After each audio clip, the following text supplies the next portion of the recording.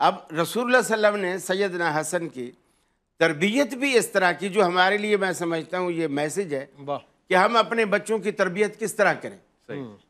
ہم کہتے ہیں چھوٹا بچہ ہے، کچھ بھی کرے، لوگ ہمارے یہاں رواج ہے اس کو ڈانٹیں گے بھی نہیں، منع بھی نہیں کریں گے، کچھ بھی کر جائے کچھ نہیں کہیں گے، کیوں بچہ ہے، بڑا ہوگا خود ہی سمجھ جائے گا۔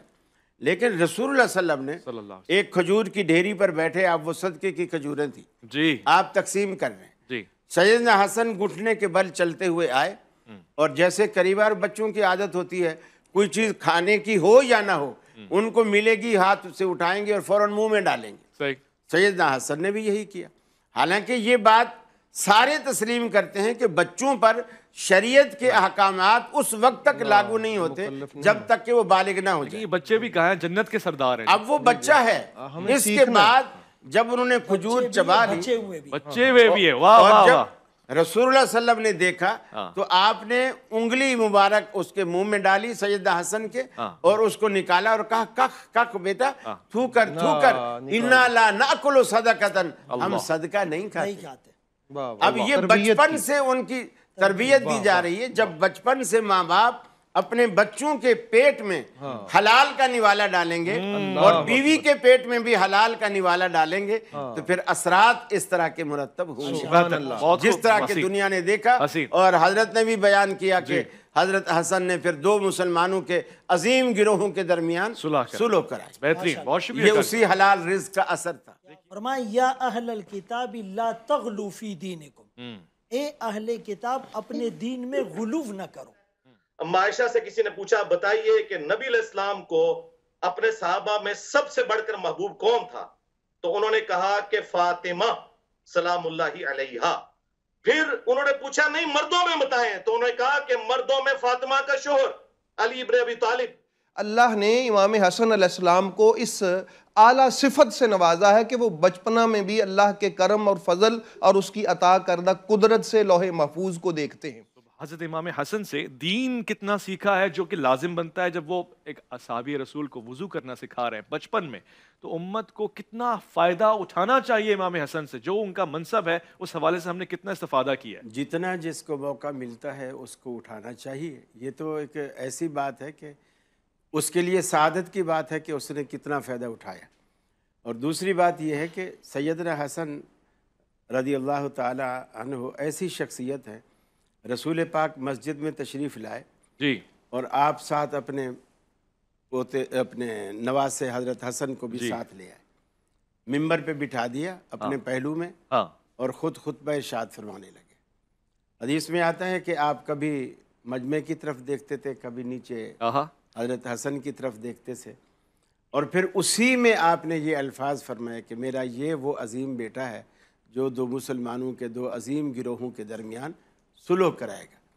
اب یہاں ایک بات حضرت صاحب نے، شاہ صاحب حفظہ اللہ نے فرمائی، جو میں سمجھتا ہوں میں ابھی تک اسے ہضم نہیں کر پایا، جو میرے عقیدے کے بالکل منافی کہ سیدنا حسن کی، یعنی وہ تعریف تو انہوں نے کی، لیکن تعریف بھی جو حقیقی تعریفیں ہیں ہمیں وہ کرنی چاہیے۔ صحیح ہے۔ وہ تعریف یہ کہ جی ان کی بچپن میں بھی لوح محفوظ پہ نظر تھی۔ اب میرا یہ سوال ہے، میں اس کا رد نہیں کر رہا، لمحے بھر کے لیے میں اسے تسلیم کر رہا ہوں، لیکن اگر یہ فضیلت ہے تو جس ہستی کی بچپن میں اتنی نظر تھی کہ لوح محفوظ تک نظر رکھتے تھے، تو حضرت معاویہ کے ساتھ صلح کرتے ہوئے انہوں نے نعوذ باللہ کوئی غلطی کہی ہوگی؟ کیا بات، کوئی غلطی کی ہوگی؟ نبی کریم علیہ الصلوۃ اب آپ والسلام نے اپنی باری میں بولیے گا، میں خاموشی سے وہ ساری باتیں سنتا رہا۔ ہاں ایسا ہی ہے، اب میری باری ہے، میں بولوں۔ جی، تو جس ہستی کی بچپن میں لوح محفوظ پہ نظر ہے، اس کا فیصلہ کتنا عظیم ہوگا کہ جوانی میں آ کر وہ شرف، وہ منصب وہ ختم ہوگی۔ جی ہمیں وقت ملے، پھر ہمیں اس کو سراہنا چاہیے کہ یہ اسی ہستی کا فیصلہ ہے جس کی نظر لوح محفوظ پہ ہے۔ اس کا مطلب ہے وہ فیصلہ غلط ہو ہی نہیں، بالکل غلط نہیں ہو سکتا۔ اور تیسری بات یہ، انجینئر صاحب نے اگرچہ ہمیں نام نہیں لیا کسی کا، لیکن ٹارگٹ تو کیا، اس میں یہ کہ انہوں نے یہ بات چھیڑی کہ جب فضائل اہل بیت کی بات ہو تو یہ خواہ بیچ میں صحابہ کو گھسیڑ کر اس سے جو ہے وہ علیحدگی کا اختیار کرتے۔ تو کیا یہ کام انہوں نے آج نہیں کیا کہ یعنی صحابہ کی تعریف ان کو برداشت نہیں ہوئی اور اس کو تنقید کا نشانہ بنا. موضوع امام حسن علیہ السلام یہ کوئی موضوع میں یہ کوئی شرعی حکم ہے آج کے دن صحابی کی تعریف نہیں ہوگی, صرف حضرت حسن کی تعریف. دیکھیے حضرت حسن بھی صحابی ہیں, وہ کون سا صحابی نہیں ہے. پھر حضرت حسن رضی اللہ تعالیٰ عنہ کئی دفعہ گلی میں کھیلتے ہوئے جا رہے تھے تو صدیق اکبر رضی اللہ تعالیٰ عنہ نے ان کو اٹھایا اور کندھے پر بٹھایا اور کہا اللہ کی قسم تو بالکل نانا پہ گیا. سبحان اللہ. آپ کی شکل و صورت بالکل نانا پہ ملتی. سبحان اللہ.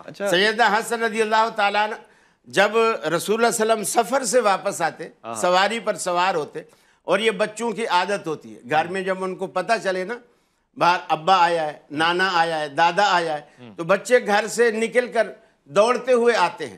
ہم بھی یہی کرتے ہیں کہ اس طرح پوتا کوئی آ جائے نا, ہم گاڑی میں تھوڑا گھر سے باہر روکی ہوئی ہے وہاں تک آیا, ہم گاڑی میں بٹھا لیتے ہیں, پھر اسی سواری پہ اندر لے آتے. رسول اللہ صلی اللہ علیہ وسلم سواری کو روکتے, حضرت حسن کو اٹھاتے, سواری پہ بٹھاتے اور پھر گھر لے آتے. یہ ایک محبت کا ایک انداز تھا صلی اللہ علیہ وسلم. پھر آپ چومتے جب کبھی سفر سے آتے یا قریبی سفر سے بھی آ رہے ہیں, کہیں زیادہ لمبا چوڑا سفر نہیں تھا اور آئے ہیں, حضرت فاطمہ کے گھر کے باہر بیٹھ جاتے اور بیٹھتے اور فرماتے بچے ہیں گھر میں, آپ بھیج دیتی.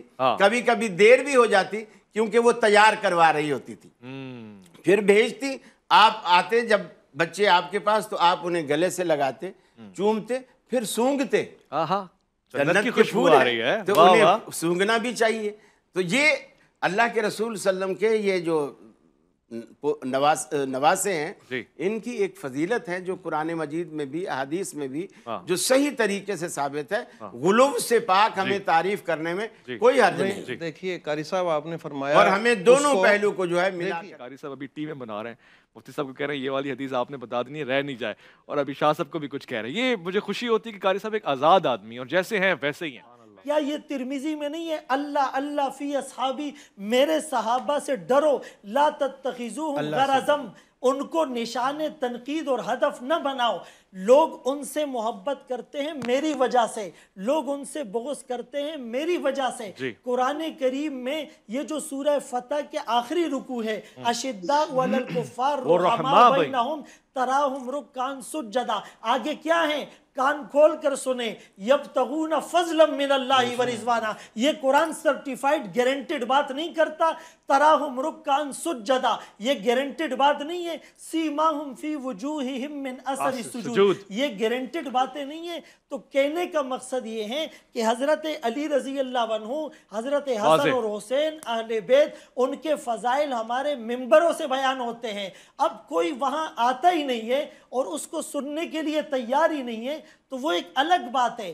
عظمت صحابہ کی بات اگر کسی کو بری لگتی ہے تو یہ ڈنکے بجتے رہیں گے, اہل بیت کی محبت کے ڈنکے بھی بجیں گے, عظمت صحابہ کے ڈنکے بھی بجیں گے. وہ امیر معاویہ رضی اللہ عنہ کا نام لیا گیا, یہ میرے آقا کی لسان نبوت کی دعا نہیں ہے, اللہم اجعلہ ہادیا مہدیا واہدی بھی.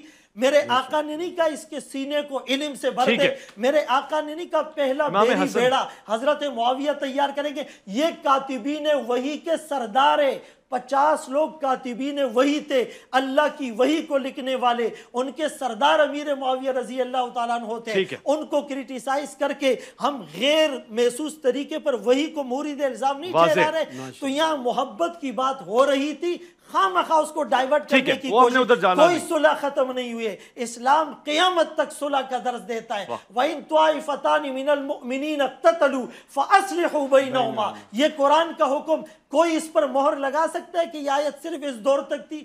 قرآن ویلڈ ہے اور قیامت کی سورج تک ویلڈ ہے.